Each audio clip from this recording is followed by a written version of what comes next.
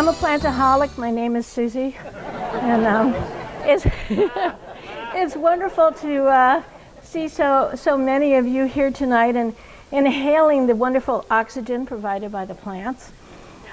I have a warm feeling for the fair because we've been associated with it for almost as long as we've been a society, which has been more than 20 years.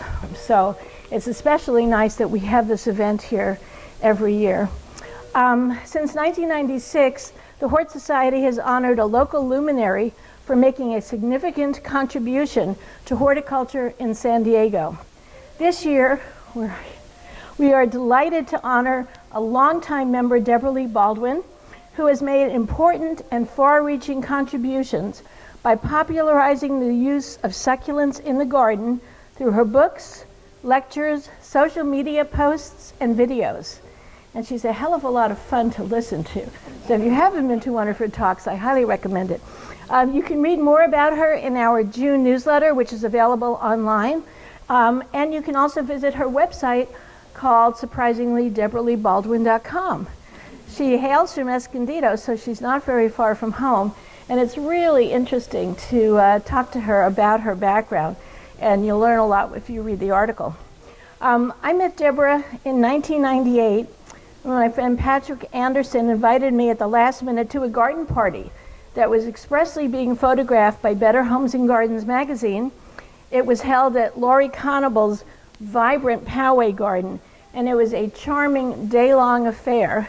I also met Pat Welch there. Pat, are you here tonight? No, I don't think so, unfortunately. Pat was honored as our Horticulturist of the Year in 2003. I met her daughter, Franny, and I also met landscape designer Frank Mitzel, who I hope we'll be seeing a lot more of soon. Debra's first book on succulents is called Designing with Succulents, and it appeared in 2007. It was filled with sumptuous photos of her sumptuous photos, I should add, of beautiful gardens where succulents were the stars.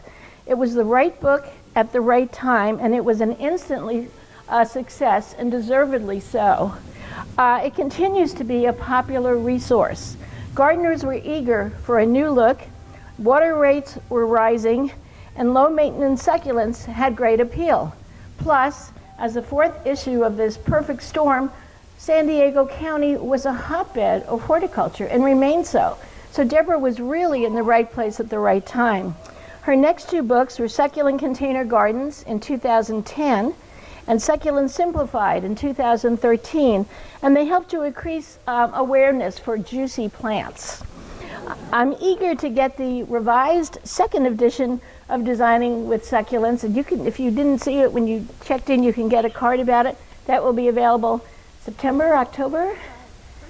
1st of September, and Debra will be speaking in October at the Horticultural Society, so we are very excited to have her there, and I'm sure she'll be happy to sign your book for you. Designing with Succulents was the first book I had seen ever that was devoted entirely to the idea of using succulents as the stars in the garden. In earlier books, succulents are almost seen as individual plants, not even so much in the landscape as in pots here and there, and often they were just used as single plants in containers, not even necessarily very attractive containers. Debra's fresh approach and her stunning photography put an end to that.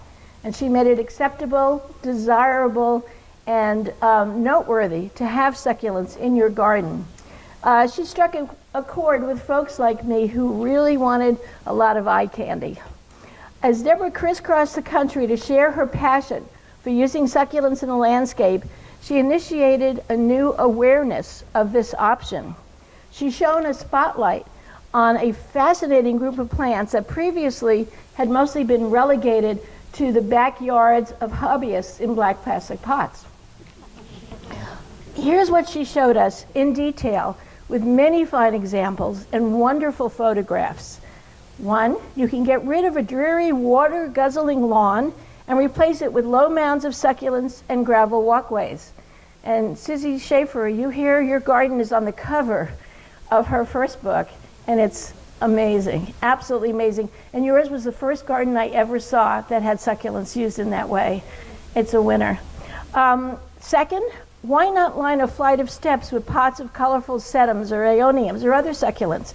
No need to wait for the flowers that bloom. I have a mantra: flowers are fleeting and foliage is forever. And I think succulents really exemplify that in the best possible way. Number 3, you can tuck shade-loving echeverias into a planter and let them cascade beautifully over the edges. Number 4, you can create a living wall of succulents in a vertical frame to enliven another boring entryway. And number 5, you can take your old, tired, multi-tiered garden fountain, get rid of the water, plant it chock-a-block with succulents, and you'll see them at eye level, which is a brand new perspective. So these are just a few of the ideas from her 3 books that I found personally inspiring, and I'm actually doing most of them. San Diego has a marvelous climate for succulents, as attested to by the increasing number of succulent landscapes and by nurseries here that grow and ship them far and wide.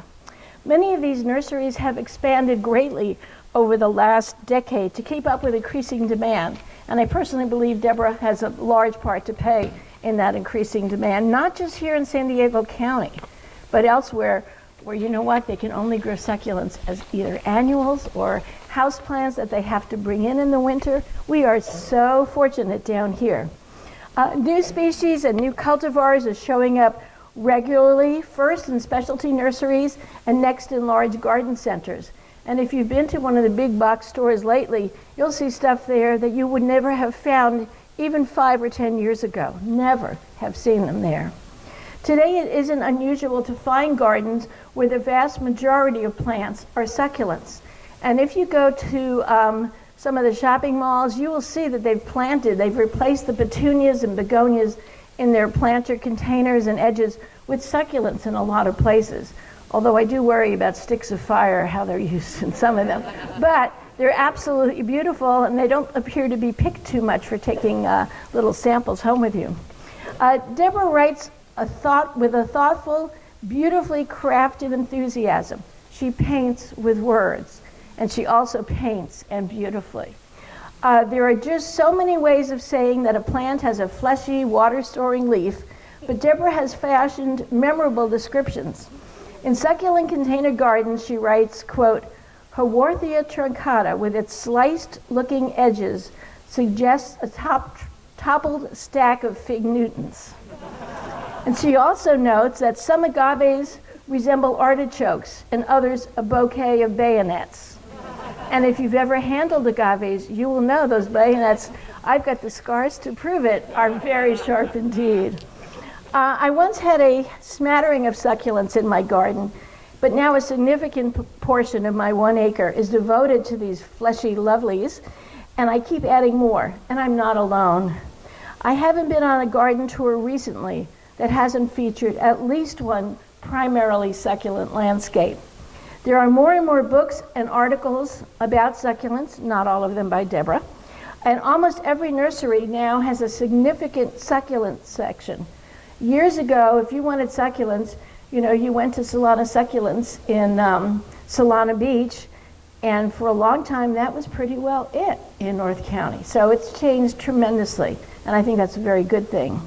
Botanical gardens are featuring succulents in new ways, and tonight we are surrounded by exciting examples of succulents in a garden setting, including California native dudleyas and other succulents.